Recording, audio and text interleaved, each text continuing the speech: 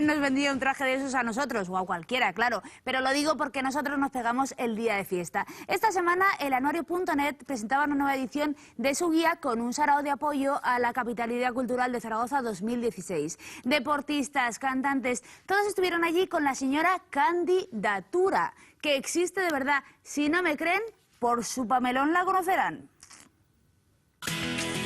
Nunca un color había dado tanto juego. Rojo en la ropa, rojo en la comida, rojo en los detalles y rojo en un conocido anuario que este jueves hizo su puesta de largo en el World Trade Center de Zaragoza.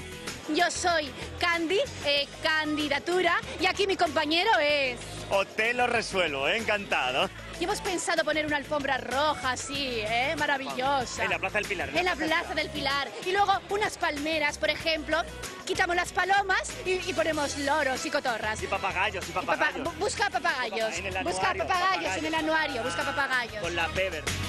Un evento que reunió a numerosos rostros famosos y que sirvió de lanzadera para la candidatura de Zaragoza Capital Cultural 2016. Pero ¿por qué el rojo? Porque es el color del fuego, porque es el color de la pasión, porque es el color del movimiento, de las ganas, del futuro.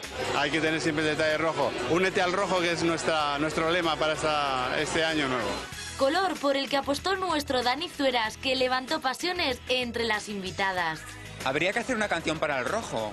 Habría que hacer una canción para la candidatura cultural de Zaragoza 2016. Sería algo así como... Sábanas de seda rojas, carmín rojo en tus labios y estas cosas de mucho amor y bandera roja zaragozana. Algunos jugadores del Real Zaragoza también mostraron su apoyo. Un ambiente muy bueno, nos han puesto un buen jamón de Teruel y la verdad que lo están pasando bien. A punto de marcharse nos encontramos a Andoni Cedrún. Se hace falta para Zaragoza fiestas de estas para que la gente se vaya un poco de la situación, de la crisis. Capitaneando la gala, el periodista Fernando Rivares.